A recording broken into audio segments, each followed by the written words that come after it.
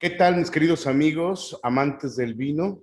Aquí estamos en The Wine Club, nuevamente con una gran invitada, que es Katharina Prüm, que es la actual dirigente y propietaria de Prüm, uno de los grandes, una de las grandes bodegas del Mosela. Y bueno, pues esperemos que esto sea de su agrado. Seguimos aquí aprendiendo juntos. Good morning. Hello. Good afternoon. Mark, I just said to Mihailo, this is exactly the image we have about Mexico with the beach in your background. Yeah. I can imagine that. That's why I put this for my people, I mean, for my friends out of Mexico. How are you, Katharina? Yeah, we are fine. It's now finally getting summer here in Germany. We had a quite long winter and rather short spring, quite cool. And now it's getting really warm outside. Also, COVID numbers are going down remarkably. So it looks, we have a good perspective. We're happy. Very nice, very good. Mihailo just returned from early summer vacation already. So after a long time not being able to travel at all, we can start to travel again. He went to Spain and to Austria. So all now looks good. A lot of work to do now. Yeah, because same for me. I mean, here Mexico is getting better and better. As you know, it's a big country, so sometimes it's very difficult for us to go out of the country. But I think that in a few days, it's going to be much better to go out of Mexico. I hope to go to Germany, by the way, because we have the General Assembly of the ASI, where I am the vice president for the Americas. So we're going to have it in Mainz. I don't know if I pronounce it well. Mainz, yeah. And we will be there. I mean, not all of us, but most of the people that are part of the ASI, more than 60 countries around the world. So it's going to be funny. Is that in July? Yeah. That's what Karin talked about. We have a colleague. She's sommelier. She's half French, half Portuguese, and she joined our team 1.5 years ago. And she's very involved in all these sommelier unions and so on. And she told us about it, but we weren't aware you were also part of the. Yeah, I don't know why, but I'm the vice president for the Americas, and I'm gonna try to be part of that. You know, I am checking if I can go there without quarantine, but hopefully I can get it. If I go there, probably it will be nice to visit you and see your winery in person. That would be great because Mainz is only less than 1.5 hours from here by car, so it's really not far. So actually, there's no excuse not to come except if you have a quarantine problem. Promise, Mexican promise. If I go there, I will visit you and have a nice talking and tasting together. Great. Thank you. So we are just almost in time. I know that Germans are very precise in terms of the time, so I don't want to stay longer. And the people who will be with us, because you know Mexicans are a little different, so probably they will start coming in the next 20 minutes. But to begin with, thank you very much, Katharina and Mihailo, to accept this webinar. Nowadays, it's very easy to have this kind of communication. A long time ago, we didn't have it in mind that we can have this kind of conversation and talk and spread the wine world that we are doing now. And I'm very honored to have you here. And to begin with, let us know what about the history of Prüm, because there's a lot of issues, I mean, stories about your winery, but when starts the winery, the Weingut, as you call it, and how many generations have been involving in this process? You are which generation? And tell us about it, please. So I am generation 4 if you count from when J.J. Prüm estate was founded. It was founded in 1911 by Johann Joseph Prüm, John Joseph Prüm, my great-grandfather. So in that respect, I'm fourth generation. However, there was winemaking in the family before. So in the 19th century, there was already, the family already owned a big wine estate, the biggest here in the Middle Mosel.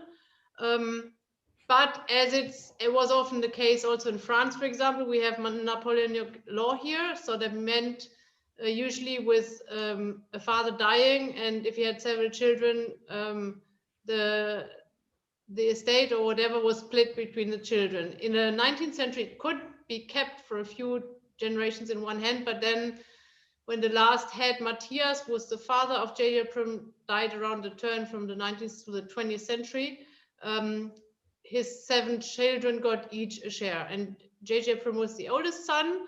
He started his estate then in 1911, but later on bought also portions of siblings, so that he developed the biggest part, or had the biggest amount of vineyards at a certain time, and then developed further. Then my grandfather Sebastian already jumped in the 20s when he was still quite young. He led the estate until 1969 when he suddenly died. Then my father jumped in. He had assisted my grandfather for here and there for about 10 years or so, but also did something else. But then he jumped in, and I joined in 2003. So in that respect, 4 generations now. Wow, it's amazing to talk about the history, because sometimes for us it's I mean, we are part of the new world, and the wine culture in Mexico is just growing. And to listen this kind of stories, for me, it's very, very important. So, and nowadays there are not too many, I mean, winemakers or enologists or even owners of wineries. So, for you, what does it mean for you to be in charge of this wonderful project? That's an interesting question. I would say I'm extremely grateful about the opportunity to produce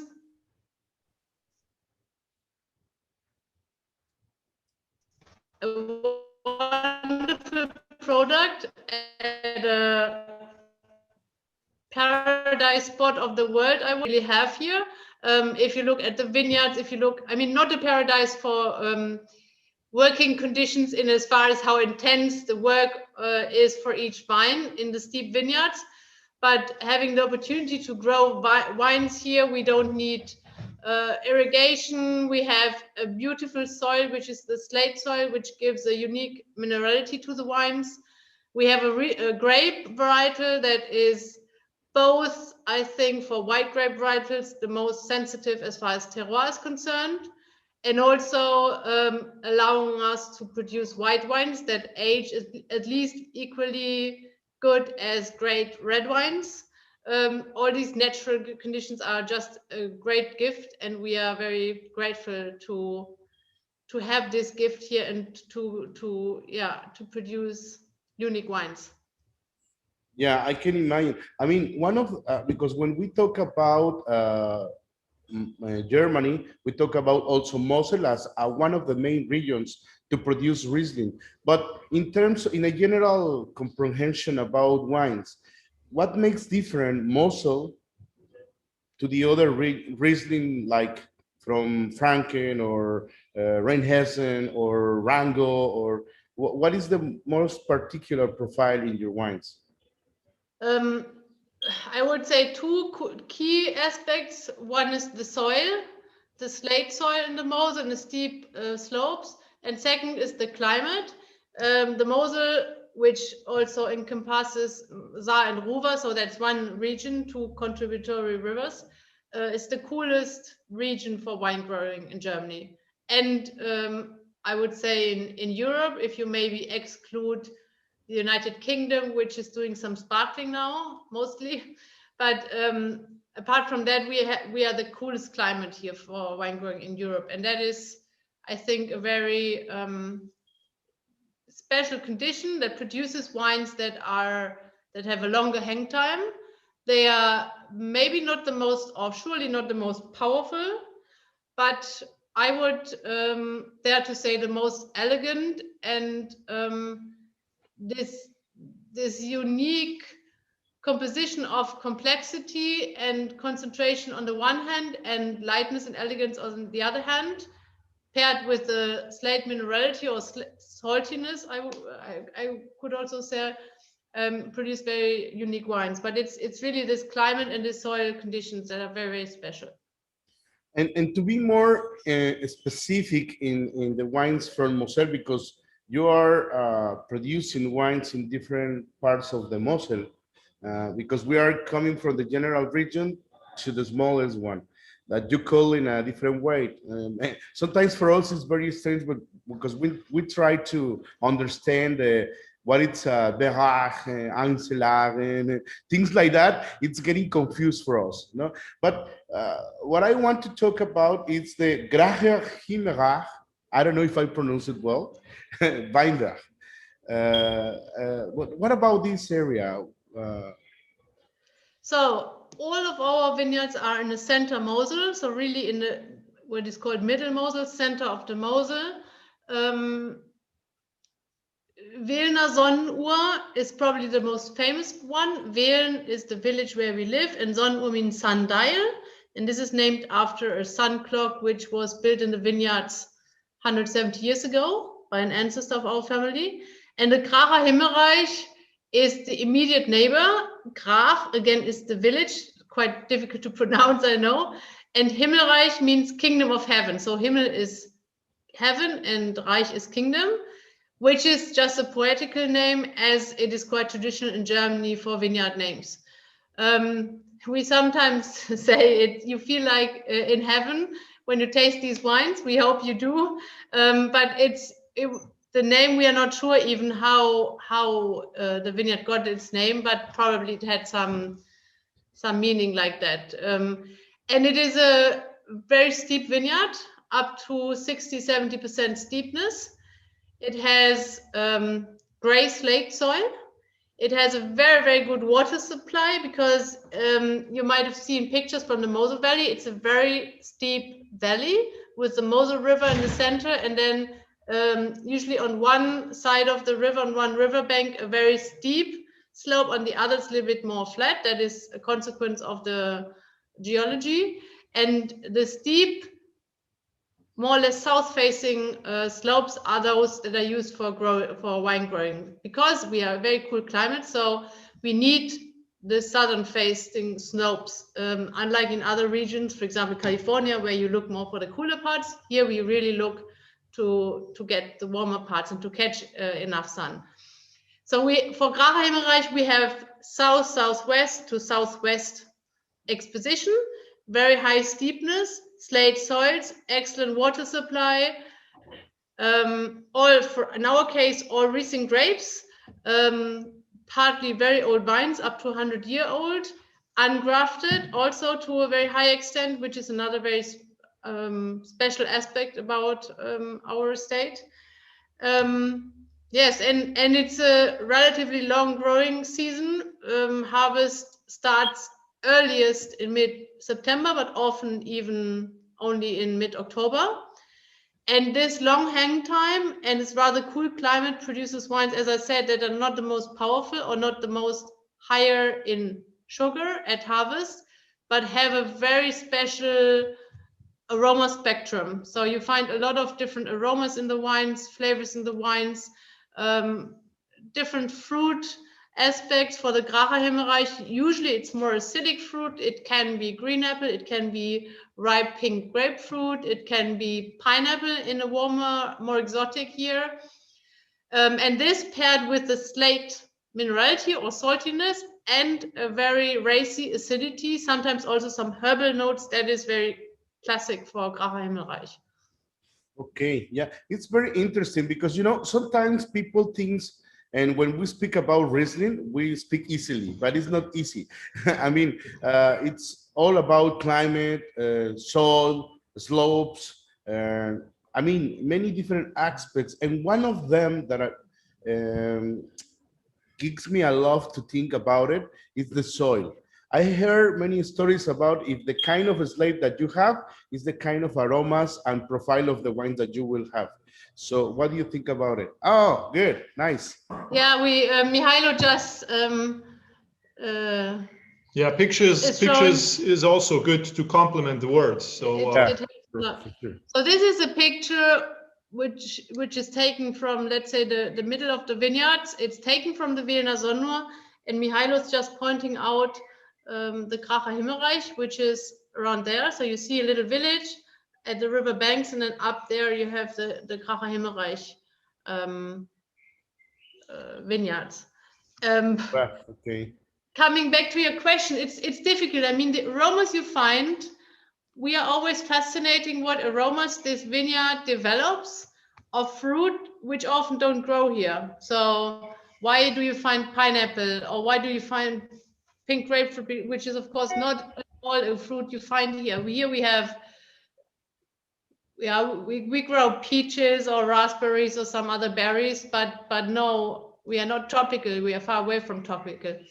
Why do they develop? We cannot explain. It's part of the, I think it's a combination of the vineyards and the climate and the soil, and also what is built during the fermentation. Here, another important aspect to know is that we only work with the natural yeasts, which are on the grape skins in the cellar. So we do not add any yeast to let the wine ferment, but we only use the natural yeast. So no addition in this respect, or in any other, except a little bit of sulfur. So it's kind of a miracle every year again, but it's a combination of these aspects: natural conditions found in the vineyards and developed through the season in the vineyards and then in the cellar during fermentation. Okay, good. Very interesting. So we don't, unfortunately, we don't have those wines here, like the Wenneler Sonnenur. Sorry about my German. I don't speak. No, you do well. You do well. It's very good. But what can you tell us about Wenneler Sonnenur? So compared to the Kracher Himmelreich, the Wiener Sonnenur, as I said, is the immediate neighbor. Here you see a picture of, in the middle you see a little white monument. That is the sun clock. And that was built in 1842, to be precise, in those times, to just give people a time orientation, because it was a very different period. Nobody had a watch. And I think, like Mexico, also the Mosel is a very Catholic region. So it was very important to go to church in time, yeah, for example, but also to know when to start, when to finish, when to go for this and that. So this was a big help for the village. And only in the early 20th century, it was decided to use this monument as the name for the whole area of vineyards around.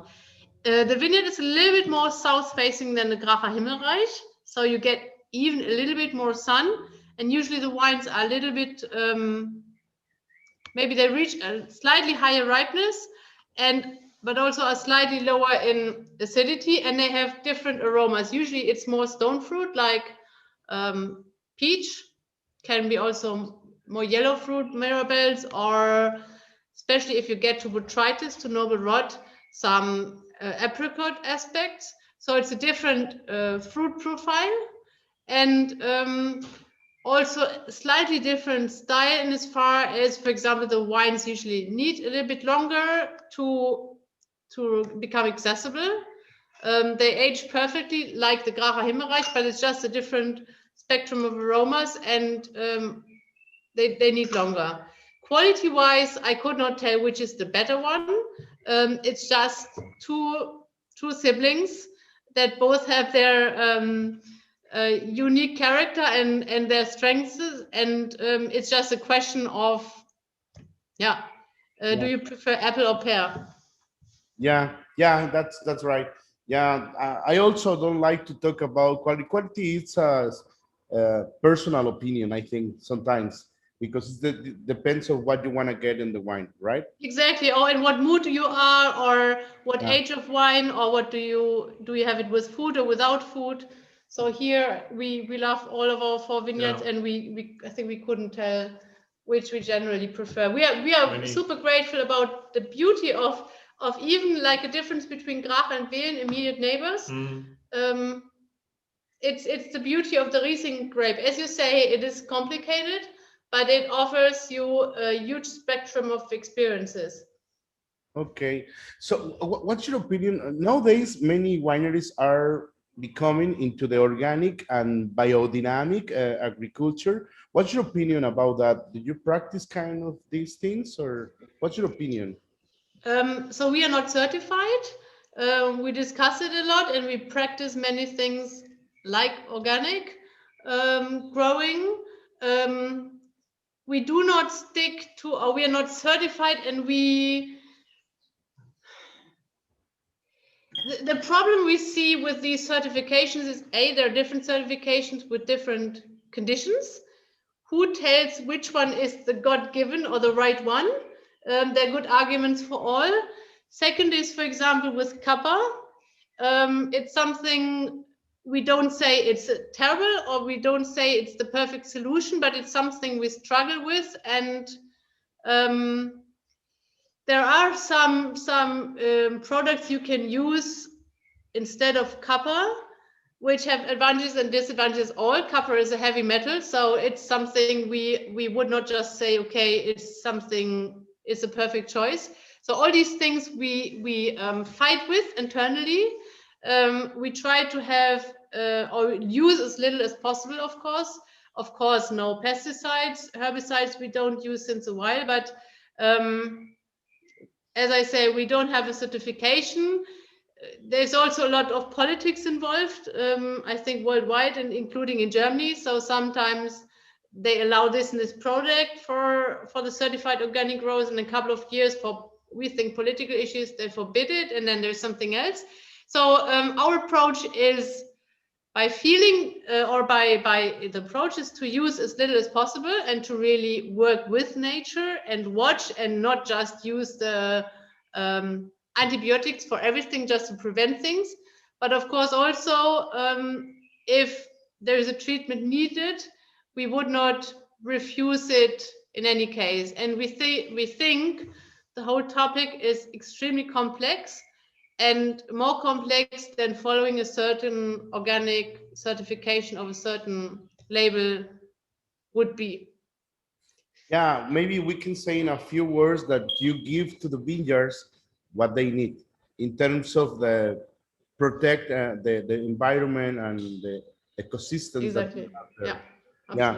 Yeah. And what about the tradition of winemaking? Because there's a different ways to produce wines, but what is the traditional way that you use in Mosel or in your winery to produce your wines? So for us, key aspects are the wide yeast fermentation, which we have always done. Yeah. There was a period when cultivated yeasts were very much in fashion. So my father was an exception.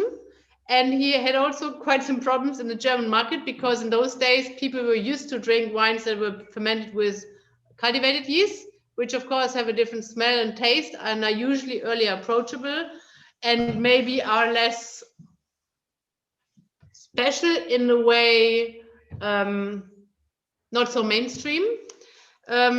But he always was convinced it's the right way. So this is a tradition which is now more returning than it did in the past. Whether you use wooden barrels or stainless steel, they're both ways. We focus on stainless steel because we think it's the most neutral vessel, which again, because the idea is always to transport the vineyard into the bottle, and the less influence you take, the better, because it's the more authentic. So we concentrate on stainless steel since it is available more or less, so since decades. But there are other growers who work more with oak, and it's just a different way. So there's no, I wouldn't say there's a better or worse, it's just different ways to go to a certain goal. And other than that, I think that these are the main aspects where you can differentiate. And then, of course, whether you produce more dry wines or more what we focus on, these wines that keep a little bit of residual sugar, which is always natural sugar, so there's never any sugar added for these predicate wines. But we love this style because we think it's very, very unique. This fruit interplay between the fruit, which is a little bit enforced by the residual sugar, the sugar that is left, the tiny portion, and the slate minerality again, and the acidity is very unique. It's very mouth-watering, it's very drinkable, it's also very good for food pairing. And we talk with you being in Mexico. Mexican cuisine can be quite spicy. That is, I think, a perfect match. And I think there are not many wines. I mean, there are other wines that work, but probably not many that work better. Low alcohol, which is a consequence, A, of the cool climate, and B, of the sugar not 100% fermented, is also a nice aspect about these wines, because you can really drink or enjoy quite a good portion without regretting. So all these aspects are, we think, quite unique. Yeah, as you mentioned, and you know, in Mexico, sometimes people think that Riesling always is a sweet wine, but there are some options in a dry wine, and very dry actually. But to talk about in a different style, because this is one of the reasons I really love Riesling, you know, because you can have a dry wine, but at the same time you can have Spätlese until ice wine if you want. But to understand better this kind of levels that you have, because here in Mexico we have the cabinet, the Spätlese and the Auslese, right? So can you tell us a little bit more about the natural sugar that we have here and all this about? So first, the predicate, so Kabinett, Spätlese, Auslese, and then Beerenauslese, Trockenbeerenauslese, Eiswein. These terms describe the ripeness of the grapes at harvest for Kabinett, Spätlese, Auslese. So Kabinett would be the one picked first. This is a grape of just good ripeness, but not over ripeness. These wines are a little bit lighter in style, usually more delicate, and usually the residual sugar, because of course you need to ferment them to a certain extent to even call them wine. So they must have 7% of alcohol to be allowed to have, to be called as wine or to be sold as wine. The natural sugar is of course lower there. So also the residual sugar in the wine is the lowest of these predicates. Then you have Spätlese, which literally means late harvest, which means it's like any fruit. If you wait longer for a strawberry, for a grape, of course, for any kind of fruit, the aromas get more intense, but also the sugar. So for Spätlese, you have a slightly higher sugar. The grapes are just harvested a little bit later, at a little bit higher ripeness. And then you have Auslese, which literally means selection. So it's a selection of even more ripe grapes. I would say the picture we just saw before, this would be Spät or Auslese grape. So you see it's still 100% healthy, golden colored. You want to bite into it. It's just very high ripeness, but not any specific concentration like this picture where you have some botrytis. So here you have noble rot, this fungus which makes the grape skins, the water evaporates through the grape skins, and you have an extra shriveling. This is a different dimension. Here you get slowly into the dessert wine category, whereas Kabinett, Spätlese, Auslese, particularly for our way of interpretation, are definitely food wines. So not only a Kabinett is a food wine, but also Spät and Auslese. They have some residual sugar, but they're not overly sweet and absolutely not usable for desserts, because in comparison, they would taste really dry. So as you know, sugar is a relative thing. And the more spices you have in the food, the higher you should choose the predicate. And because a Kabinett, if it's a very spicy food, will be just kicked into the corner because the food will be too dominant. And an Auslese is a little bit stronger by its body and also by the sugar, so it can handle spicy dishes better. And you will see, and this is something we invite you all to really experiment with. Try these wines without food and then try them with food. They all taste much drier in combination with food than without. And as you know, many dishes have a certain natural sweetness, which nobody talks about, but it's still in there. Vegetables often have a natural sweetness. If you grill a piece of meat or even a fish, it has a certain sweetness. Most sauces have a sweet aspect. So all this matches very well. And then the heat, the spiciness, that usually needs a bridge to find the connection to the wine. If you have, for example, high tannins, it doesn't work at all because the wine and the food fight with each other. These wines usually go very well with such dishes. Very nice. So and then of course, then you have extra concentration here. This is 100% noble rot. So that would be for a BA or TBA. For TBA, we would then even select each single berry to have higher concentration. So this is really the dessert wine category. This is a wine where you produce a Beerenauslese, a Trockenbeerenauslese, very rare, very hard to find, and wines that you would not drink 1-2 years after production, but really age. These age for many decades. I mean, they will survive us all. So that's very, very small portion, very high concentration, very rare. All these harvests, you make it grain by grain, right? For this, yes, yeah. For these special selections, yes. For example, the yields would be from 1,000 kilograms. So the yield, like 200 maybe, 250. Even less. Yeah, even less. Yeah. So you have yields of 20% maybe from, if you count from the kilograms to the liters of wine, 20%, probably less. It's even hard to say because usually you would only because you don't find a whole vineyard like that. Sorry? Yeah. So you really find single grape clusters or even berries in a vineyard, and you. Hello? Yeah, I'm sorry, problem with.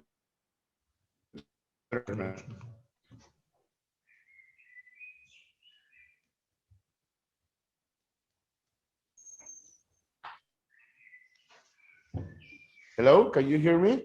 Yes, we hear you well now. Yeah, thank you.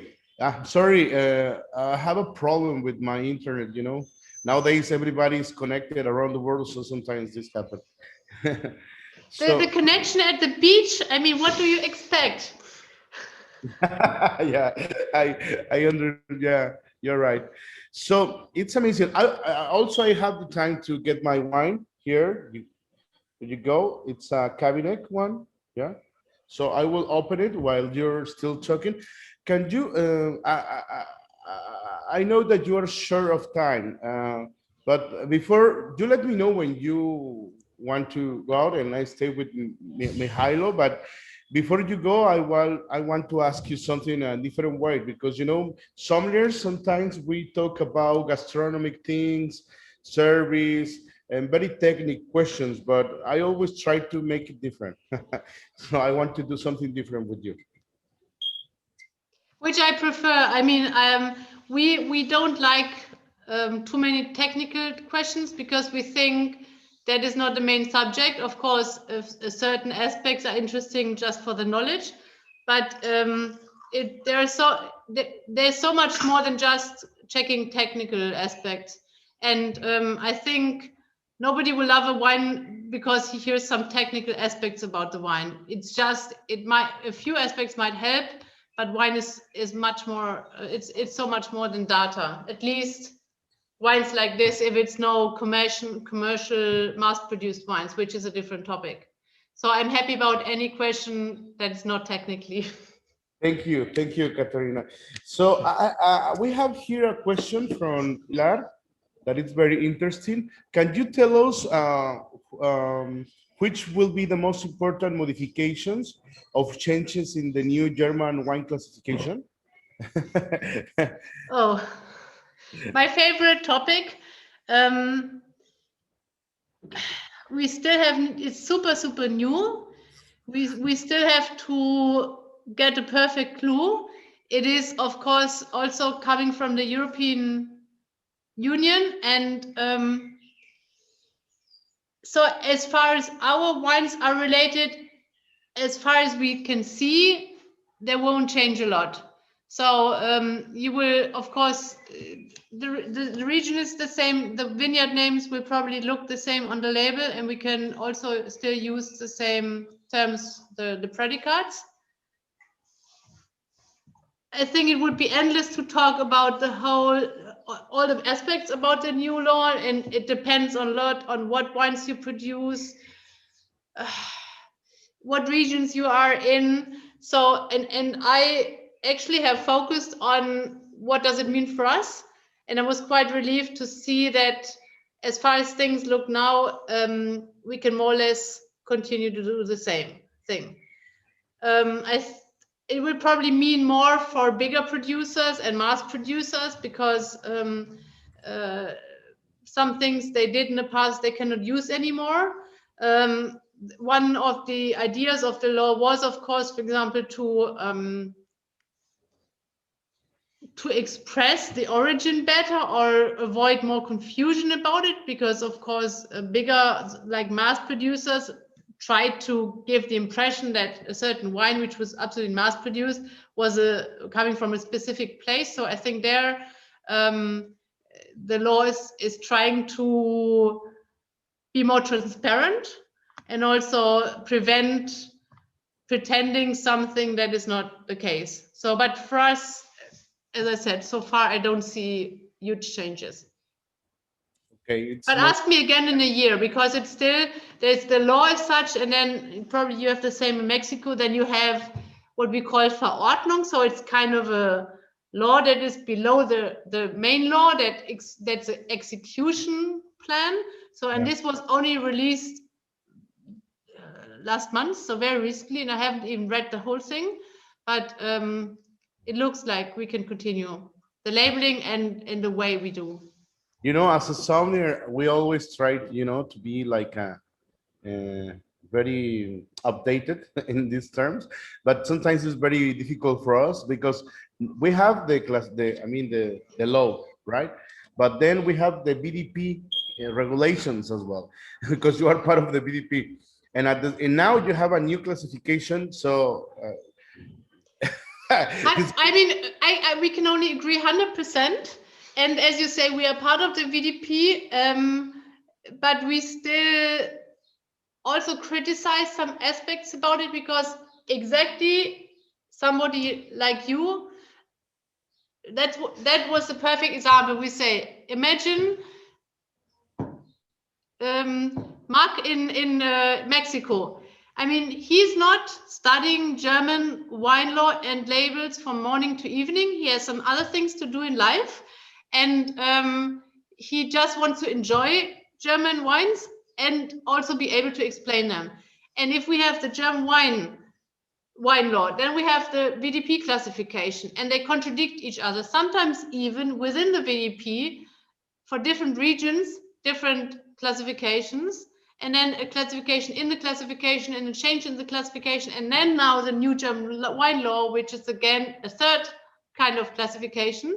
How can Mark or Pilar or whoever just do what we hope they will do, enjoy the wines and promote them further? And the problem is a little bit with the VDP. I mean, we were a founding member, and there are many great aspects about this association, but the problem is a little bit that they sit in Germany, and there are many people involved that see mostly the German market because that's the key market. And of course, in Germany, it's not as complicated, or it's easier to explain it in your home country when people are maybe more close. It's not the language barrier and these things, compared to you in Mexico or somebody in Australia or in Hong Kong or wherever. And I don't know how many times we have mentioned it, and to a certain extent, we can only excuse for it. We always stick with the German wine law, and we Yeah, we just haven't changed a lot, and luckily we're in the position where we could more or less continue the style because it did not completely contradict the VDP classification, but it was also following the German wine law. But we know it's complicated, and you have all right to complain about it. No, and if you go, and Mark, if you go to to Mainz, yeah. More or less parallel, there is a big VDP tasting. At least that's the plan for the moment. In these COVID times, you never know, but that's the plan. Okay. Don't be shy to bring up that subject in certain conversations. Yeah. We support you. Yeah, you're right. We have to do the things easily, not to get complicated, because it's the way. Because at the end of the time, you produce wines for the people, for the wine lovers, not only for sommeliers that probably they don't understand at the end deeply the word wine. So as much names, I mean, now you have the language, then the revelations, then different kind of revelation. I agree with you. So we have another question here, that does the Wenneler Sonnenur vineyards is a monopoly, or are they other producers in there? Or others. So for all the 4 vineyards which we own, and the 2 core vineyards are Gracher Himmelreich and Wehlener Sonnenuhr, these are not monopoly sites. There are several owners. I cannot tell exactly how many, but I would say more than 50 in each vineyard at least. There were even more. So in the old times, I would say nearly every family in the village owned a little portion. Some just for their own consumption, just a little parcel, or a little bit bigger parcel, which they where they produce some wines for friends. They had a different job, went to the vineyards for the weekend and treated the vines and so on. This was very classic in the past. Now, because as you could see, it's very steep, and the younger generations, they are not ready to spend their weekends after a busy week working somewhere else in the vineyards, because it's really hard work, and they want to have free time, enjoy the weekend. So many of those smaller families that didn't do it professionally, but just for their own pleasure, gave up. So now it's big majority is really professional wine estates. I think we are the biggest owner in the Wehlener Sonnenuhr, and we own about 8.59 hectares. The whole vineyard is 43 hectares, but you can see there are many, many others around, and the majority has very small shares. So it is not at all a monopoly. Pilar is raising hand. I would like to introduce her because she's a Mexican. It's a very close friend, but she's living in Germany. So she speaks obviously better the German than me. Pilar, you want to say something? Hi, Katharina. I just love your answer, because coming from a German, it's very, very, I just keep calm. So because when I started learning the German language, it was just like one rule and 1,000 exceptions. So it's always very difficult when you need to learn a new law, because, you know, there will be a lot of complications inside. So thank you very much for your answer. I live here in Germany. I love this country, and I really love the Riesling in any kind of, from the most cabinet to the Trockenbeeren Auslese. So thank you very much. I really love it. Are you, because your last name sounds a little bit German, are you half German, or what is the background with Germany? No, that's my husband's name. Ah, okay. And he's German? He's also German. He's coming from North Rhine-Westphalia. Ah, okay, which is not so far. Not so far. So if you, or of course anybody else in the group, ever travels to Germany, we would be very pleased to welcome you here in the Mosel. And for example, from North Rhine-Westphalia, I mean, it's quite a big district, but it's still, each corner is not too far not to come here. Yeah, it will be a pleasure. Thank you. You don't need to say twice, Karina. For sure, a lot of Mexicans are going to We'll have the Mexican invasion soon here. Yeah. So, I'm tasting the cabinet. It's amazing because, cabinet for me is like a kind of, how would I say, untus wine. It's a dry, but it's not dried off. It's like it's not bone dry. It's more like, velvety, the texture in the mouth. How many grams of sugar do we have usually in a cabinet? What do you guess? I don't want to bet, but it's I think that it gives a little, but not too much for me, in my opinion. I don't know. I don't want to say something wrong, but could be 9. This is, I would say, out of 1,000 people being asked, the most typical answer, because it's really the impression you have, but it's more in the 30s, so 30 something gram. Oh, really? But I'm not asking to test you, but more to show everybody how different the perception is versus the analytical data. And again, talking about analysis, wine is so much more about analysis. So most people guess around 10. And I think that is really what you perceive. And then everybody's very surprised that it's more than 30. But because of the balancing acidity and also the slate minerality, which really gives, I mean, it cuts kind of the sweetness, you don't taste it at all. So it's really, I mean, if there was only the category sweet or dry, you would definitely put it in the dry corner. Yeah. It's very interesting what we have here. It's very unctuous. I mean, I really like it. I'm not because I'm Mexican. I have a sweeter taste, but I really like, and it's, as you mentioned, it's well balanced with the acidity. It gives a lot of flavor in the mouth, in the aftertaste. We have a lot of peaches on it. We have a lot of even herbal notes, like flowery as well at the same time. But the balance is amazing. I really, really like it. 30 grams, it's very strange. So besides, regularly sommeliers do the pairing with the food. And I agree with you. I can match this wine with the tacos of suadero, that it's a very common, if you ask any Mexican, they will know what I'm talking about. It's a very simple food. I would say street food, because in the other hand, I always try to promote in regular situations, because sometimes people, if they don't have a very nice meat or very nice dish, they don't drink like this kind of wines, and I'm not agree with that. You have a very good wine you can drink at any time that you need. I mean, you want, you like. So, but in another hand, I always try to do matching with music. So my question is, which kind of music do you prefer?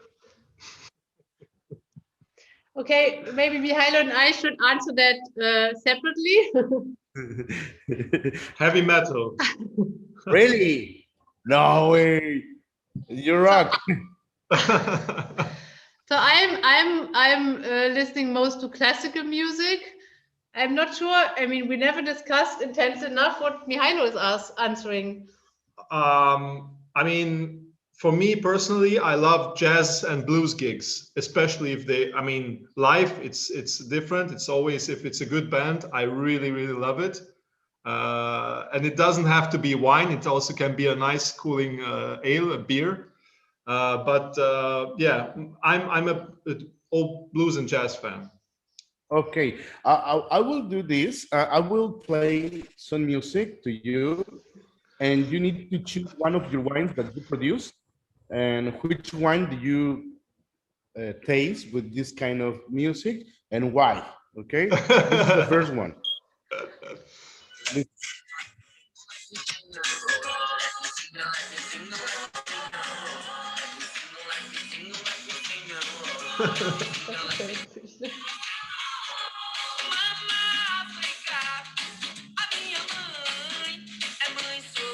Imagine Playa del Carmen.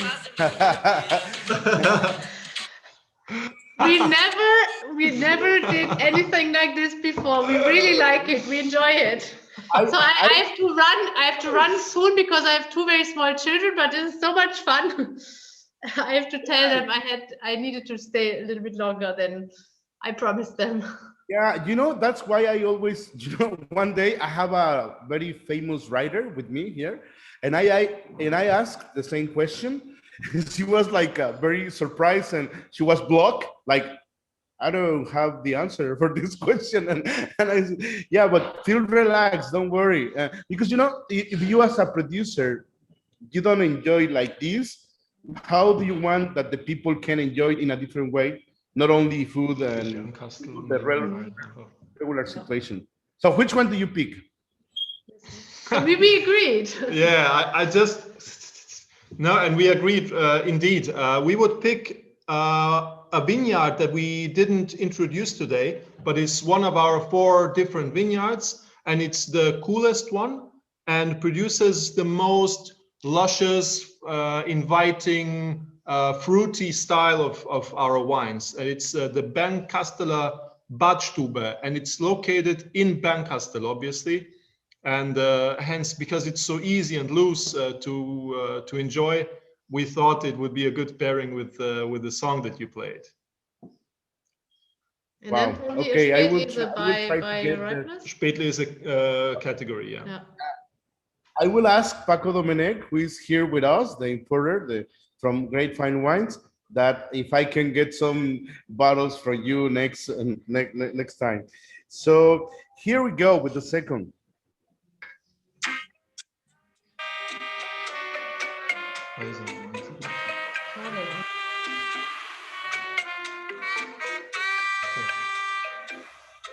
This song is called Summertime, Rey Barreto.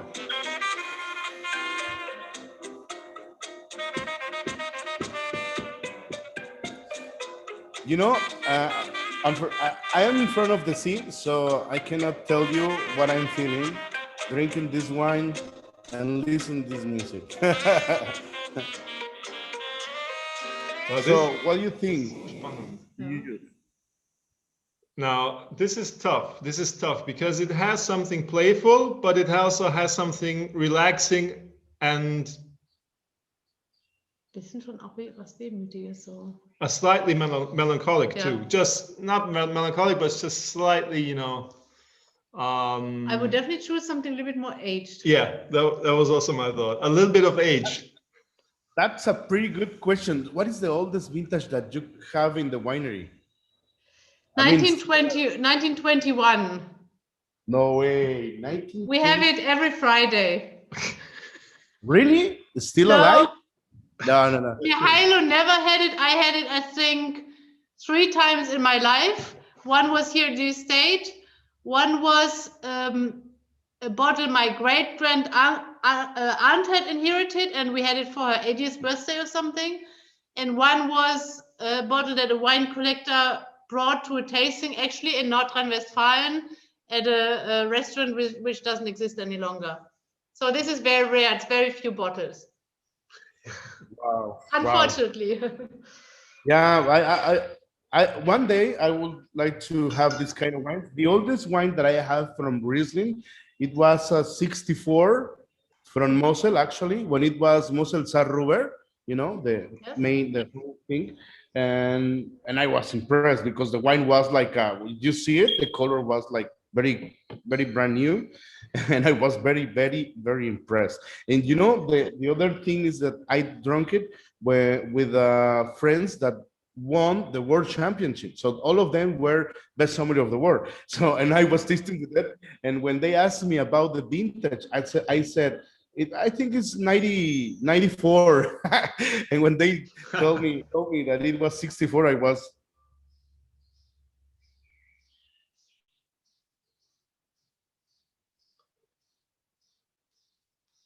There we go. Yeah, we lost you again, but it is true. Mosel Rieslings can age really, really well, and that's also something many people don't know. When they think of aging wines, they most think of red wines, but these wines can age at least as well as many great red wines. Mm. Oh, I'm sorry, my internet. Sorry, you were saying. So I was just saying that indeed Mosel Rieslings can really age well. And that's what many around the world still don't know. They think of red wine for aging. But the truth is these wines age at least as good as many great red wines. Okay, very nice. Listen to this one.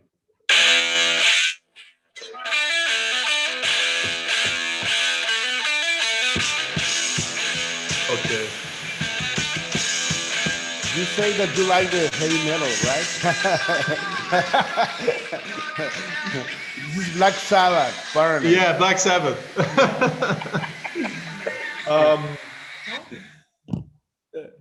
Yeah. Strong music. Yeah, it's. Kracher Himmelreich. So the vineyard we are tasting now, but probably a higher predicate and a little bit more age. Yeah, and or maybe a very, very high acidic wine, ice wine, with a lot of acidity and a lot of energy. Yeah, ice wine. I agree with you. I will prefer something like very sweety, but at the same time very freshy and very old music, power music. You know, like a lot of energy coming to the, you know, at the stage. I would say. You know, let me tell you that I have a rock band, and the name is Psalms because we are all sommeliers. So, but at the same time, they are musicians. I am the singer with my little son, and it's very funny because we create something like, we call it in Spanish catarroqueando, where you mix rock with wine. So we create a playlist while you're drinking wine. You can listen to some covers from a different rock bands. So it's very nice. It's very funny, and it's another way to enjoy the wine, right? Cool idea.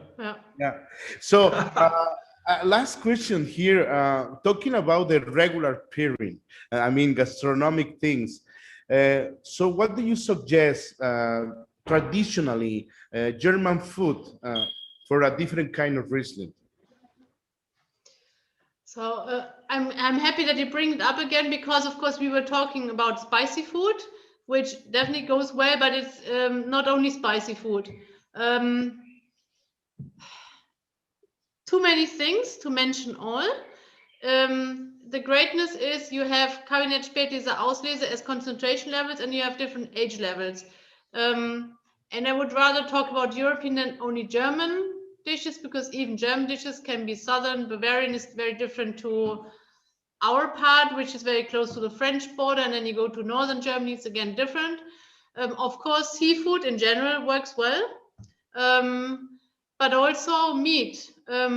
What we do, for example, what is classic for our region is there's quite a lot of deer here in the forests, and we would slow cook a piece of venison or wild boar in Riesling for a couple of hours, reduce the sauce a bit further, and then have it with an aged Auslese. So let's say 15 plus years ideally. Works beautifully. It's red meat, but slow cooked in Riesling. It's a very good combination. Yes, it is, and the sauce is just lovely. The first time I ate it here, I was actually licking the plate. The sauce is just full of taste and also the kick from the acidity that you have, because we cook it in Riesling. It concentrates. Yeah, I will try to get it when I go there. I hope next month. So if I go there, maybe we can have it together and have some fun and drink something. Yeah, it will be very interesting to learn from you guys. Let us know. Or if you stay in the region, what's available? For example, the sea is far, so fish is more difficult. But we have trouts, so you could do smoked trout with a Spätlese. Often you have, this is maybe a little bit Scandinavian version, a sweet honey sauce with a little bit of honey, a little bit of mustard, and a little bit of lime or so. So that would work well, and smokiness can also be handled well by the wines. Or you just have vegetables. I mean, vegetables often have a slightly sweetish aspect.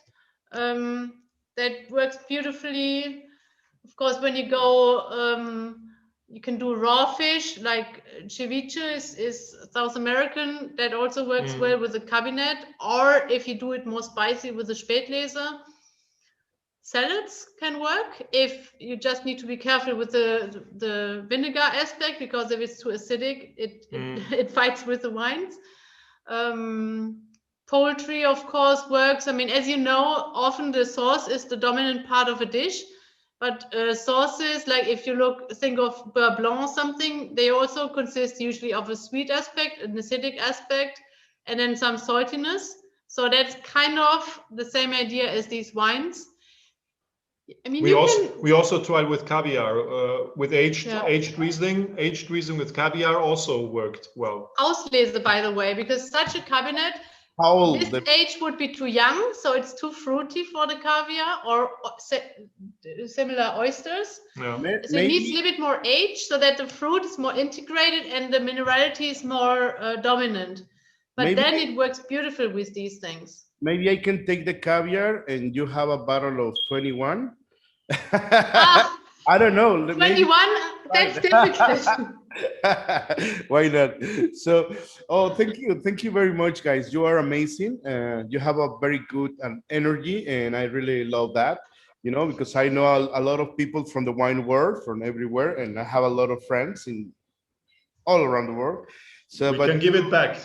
We give it back to you. I was just to say, if we get such a moderation, how can you not be full of energy? Yeah. I really like to do this. You know, it's the best way to having nowadays with the pandemic situation. Is the only way that we can talk like this and with the different people from all around the world. Here there are some people from the different states in Mexico, because as you know, Mexico is a big country, so we have people from different places, and it's the only way that they can connect. So just to finish with the presentation, before we finish, I would like to ask you, what is the best season to visit you guys? I mean, visit the area. Not October. Not October. Yeah, because it's a lot of work. I can imagine that. Yeah. I mean, beauty of countryside, Mihailo can maybe answer more objectively, but from May to September. Yeah, definitely. But try to skip high season like July, June, July, August is very intense here. A lot of tourists. Okay. The easiest way where everybody has time is obviously winter, but you don't see a lot of vegetation. So I would try and go April, May, maybe also June. Yeah, is okay. Yeah. And maybe September, because September is still okay. But any time can be. I mean, if you're flexible, that's probably the best. But anytime, even in winter, it can be very beautiful. It's, as Mihailo says, less vegetation, it's less green. You see more the soils, and it's more grayish. We can get some snow, but depending on the weather, it can be beautiful too. My husband, who's also not from the area, doesn't like the late autumn period when it's often very foggy and you don't see the vineyards at all because it's just fog outside of the window. But even that can have its attractivity. Yeah, we are Mexicans, you know, when we go somewhere else, we bring some sunshine with us. So next time, I will let you know for sure when I go to visit you. And thank you very much, Katharina and Mihailo. It's been a pleasure to be with you. And if somebody's asking if you can share the presentation for the information, could be awesome. And I can spread with them. And sure. Pleasure. And Mihailo will send it to Francesco probably best, and he can share it with you. At any point, if you have any questions, we are happy to answer. We are happy about the connection with you now, and also any of the group. We know you're confronted with questions all the time, and sometimes they are not so easy to answer. Francesco, I think, is happy to share our contacts with you. So we are happy to help.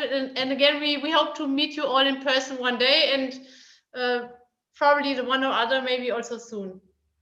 For sure. For sure, I will let you know, and for sure I will visit you because I really love wines and your wines. And I'm pretty sure that probably I won't have the oldest that you have, but something old. Just to see how does it works the Riesling in this kind of age. So thank you, Katharina, and thank you, Mihailo. I really appreciate your support for doing this webinar, and I hope to see you very soon.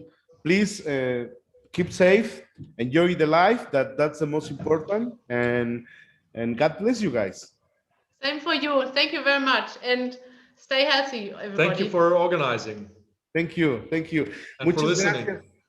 Yeah, muchas gracias, chicos. Nos vemos Chao. Gracias. Adiós. Adiós, hasta luego. Hasta luego. Muy bien. Tu español está bueno, ¿eh? Un poquito. Me hubieses dicho y hubiéramos hablado en español en lugar de inglés. Pero ahí va. Es mejor en inglés. Ok, poco a poco. Sí, exactamente. Bueno. Gracias. Katharina, Adiós. hasta luego, chicos. Ale, Pili, Fer. Bye.